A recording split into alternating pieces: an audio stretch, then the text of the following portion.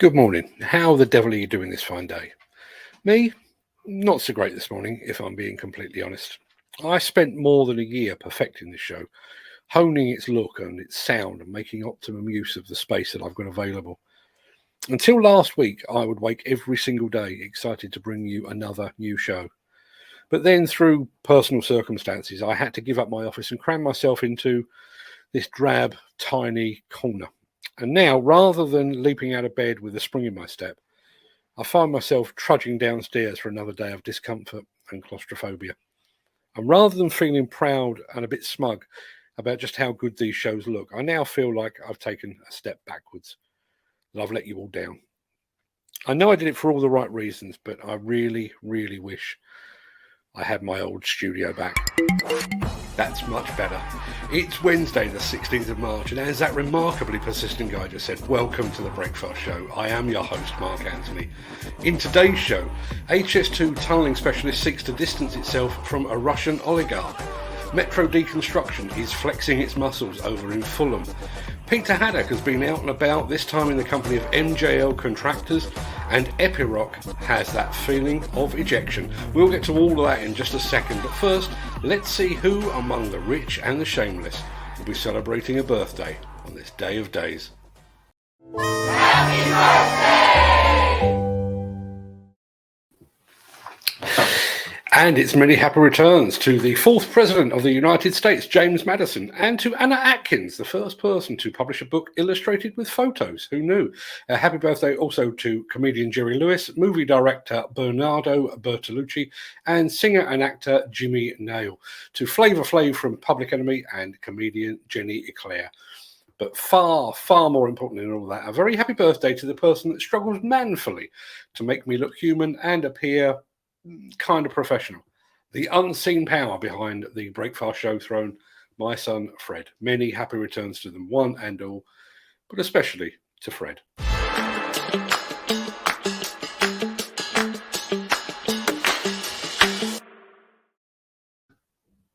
First, Chelsea, and now potentially the mammoth HS2 project, at least part of it. Strabag, the contractor responsible for the tunnels on the London section of the HS2 contract, has moved to distance itself from Russian oligarch Oleg Deripaska as the war in Ukraine intensifies. The Austrian-based tunnelling specialist is 28% owned by a company called Respiria Trading that is controlled by the Russian oligarch. Let me try that again. Deripaska's connection to Strabag has raised questions about the contractor's three-way joint venture with Costain and Skanska, presently carrying out nearly £2 billion worth of work on the HS2 project. Sarah Green, MP for Chesham and Amersham, this week called on Transport Secretary Grant Shapps to cut HS2's ties with the firm. She also wrote to HS2 Chief Executive Mark Thurston, urging him to suspend works undertaken by Strabag and terminate all contracts with the firm as well. HS2 refused to comment on the connection after the UK government last week announced it was freezing the assets of 7 Russian oligarchs seen as being pro-Kremlin, including Deripaska. Today, Strabag Group's main board revealed its main family shareholder was cutting ties with Respiria Trading Company owned by Deripaska. You can find out more about that story over at Construction Inquirer. I'll post a link in the chat in just a second. The Miller GT series heralds a new era of unrivaled power and cutting-edge intelligent coupler technology, increasing job site safety, machine versatility, and productivity. It's the added versatility that you need at the value you can afford. To find out more, visit millergroundbreaking.com. So many buttons to press this morning. Let's get this geezer off the screen because we don't need him anymore. There are two types of people in this world. There are those that, like me, like nothing more than being in a warm and cozy home studio. Tea and biscuits close at hand, and a radiator upon which to warm my toes. And then there are those that apparently enjoy being out in the cold, breathing in diesel fumes and meeting actual human beings. People like our roving reporter, Peter Haddock. Hi, I'm Peter Haddock and I'm here with Dave Ozell, and he is the site manager for MJL Contractors here in Westwood Ho.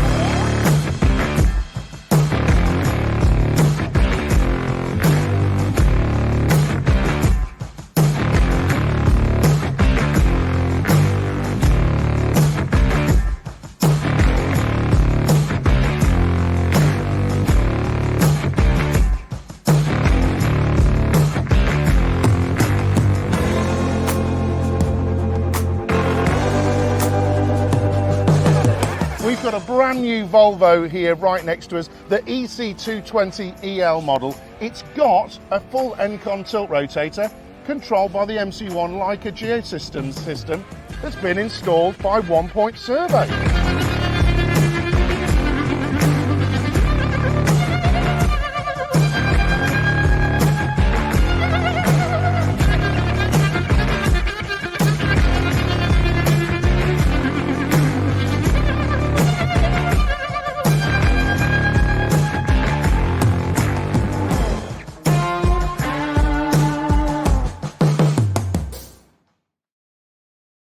Now that is just a clip from a feature-length film from Peter Haddock and his Content with Media channel. If you'd like to watch the full-length version, you will find a link in the chat. And while you're there, please be sure to hit the like button and also the subscribe button. It will do Peter an enormous amount of good on his channel. Just by way of a very quick reminder, on the 30th and 31st of this month, two worlds will collide as we take this show up to the Future Works event among living, breathing people. Kind of dreading it already, but I'll get over it. Myself and Peter Haddock will be bringing you all the news, views, chat and gossip from the event, so be sure to tune in for that.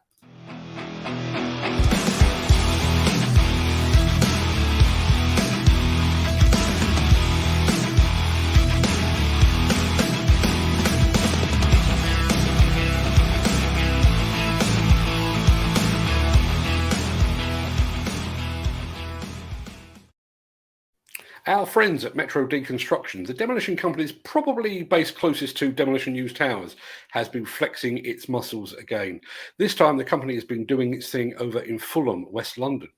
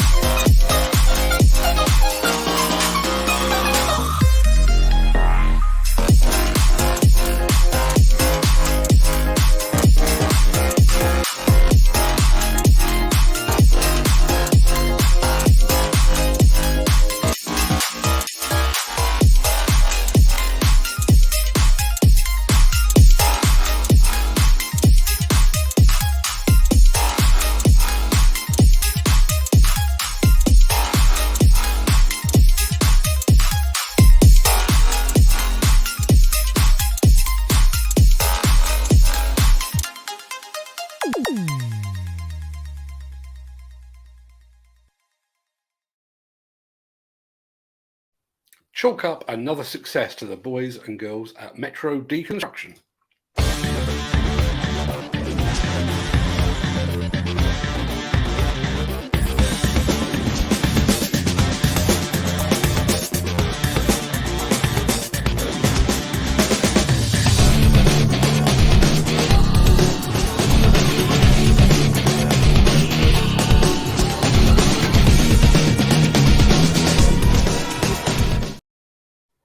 One of the first machines I ever filmed was a Cat 740 ejector truck way back in August 2007.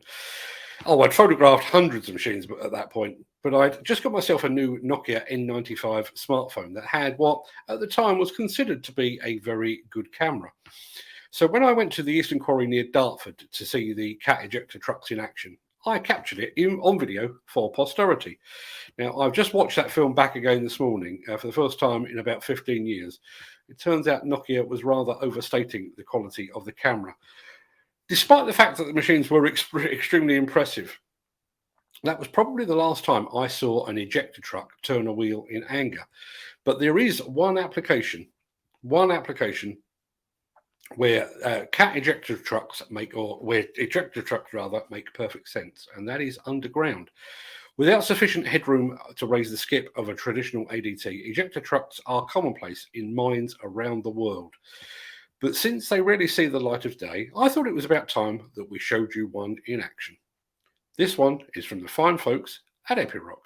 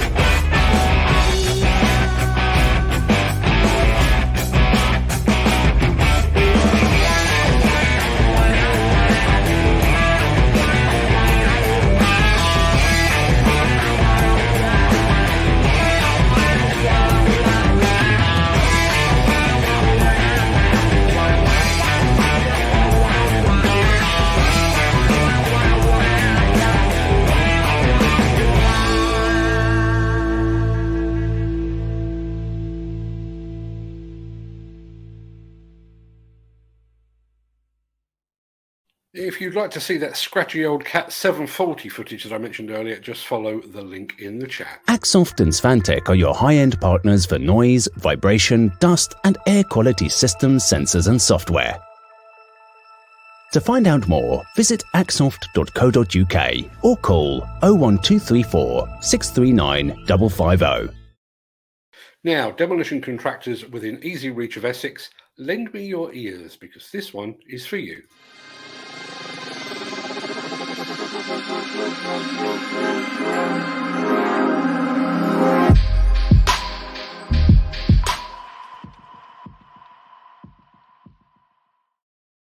Those fine folks at Red Row Homes Easton have set aside 16.5 million of your finest English quids for the construction of 110 new residential units on the site of the former Ingatstone Garden Centre on Roman Road. But before they can make a start, there is a small matter of demolishing several existing buildings that currently reside on the site. And at the time of broadcast, a suitable demolition contractor has yet to be appointed. You can find out more about this project lead and many more just like it over at buildersconference.co.uk. Alternatively, if you prefer to speak to a real human, you can call Nigel O'Sullivan on the number at the foot of your screen. He is standing by to take your call. Sorry to interrupt the guy with the funny glasses, but if you're enjoying this video, please hit the like button as it helps our channel. Or, better still, share this video with a friend or a colleague. Thank you. Right, back to Beardy. Right, that should just about do us for today. I'm going to roll the outro in just a second before leaping gazelle-like over into the chat to see what you're all saying today. If you can't stick around, please stay safe, look after yourself, your family, your friends and your colleagues, and I'll see you again very, very soon. Thanks for watching. But if you do have the time, I will see you on the other side of this.